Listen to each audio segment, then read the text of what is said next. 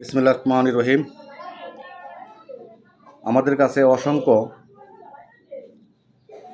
বয়স্ক পাত্রপাত্রীর সন্ধান রয়েছে, যেগুলি আপনারা চাইলে আমাদের কাছ থেকে নিতে পারবেন। বয়স্ক পাত্রপাত্রী, আপনারা ভাবতেছেন বয়স হয়ে গেছে গা, বিয়ে শাদী করতে পারতেছেন না।